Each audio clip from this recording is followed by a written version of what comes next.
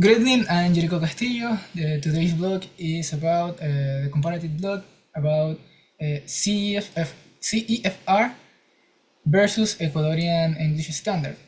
Well, today I want to talk about something that I think it's very important for future teachers, especially here in Ecuador. I'm going to compare CEFR standards with the Ecuadorian English standards, and I explain the key difference that really affects how we teach this into the classroom. Well, as an aspiring teacher, I've been learning a lot about different ways of organizing language learning, and honestly, it surprised me how different systems can change the way we plan our lessons.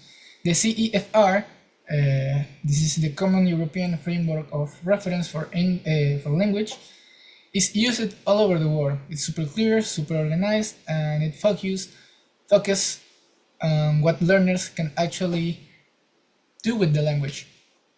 Meanwhile, the Ecuadorian English Standard are designed specifically for our nation curriculum. They connect to school years, the Ministerio of Education goals, and what the students are supposed to learn in each grade. Now, the biggest difference that really affects teaching, at least for me, is how levels are defined and used.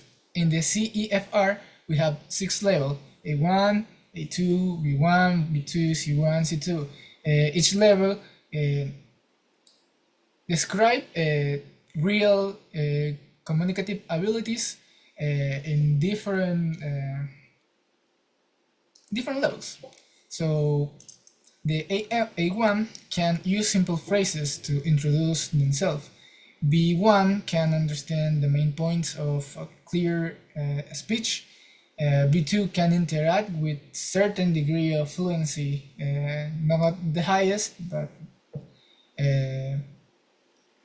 in a communicative way.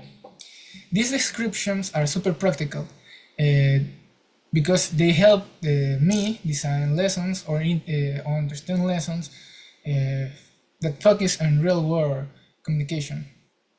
But in the Ecuadorian standards, the level is tied to the school year. It's not about communicative ability, it's also about covering specific grammar and vocabulary that the curriculum requires at the moment. For example, by the end of Bachillerato, students are expected to reach B1, but sometimes the classroom material focus more on grammar units or reading passage that are chosen for that grade. This is not strictly what a B1 speaker can do, but it's what we have.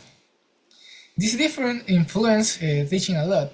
When we plan CEFR in mind, with CEFR in mind, we naturally think of terms of communication, like how can I help my students order food in English, what activity will help them express their opinions clearly, what listening task would prepare them for real life interaction. So with the difference of English Ecuadorian standards, we have to adjust it because the curriculum might say this unit covers present perfect, blah blah blah blah, or this unit focus on this type of vocabulary. So we have to balance out a communicative task with the required content, and honestly, that can be a little bit challenging because we want, as teacher and student, to be able to talk and interact in a real manner.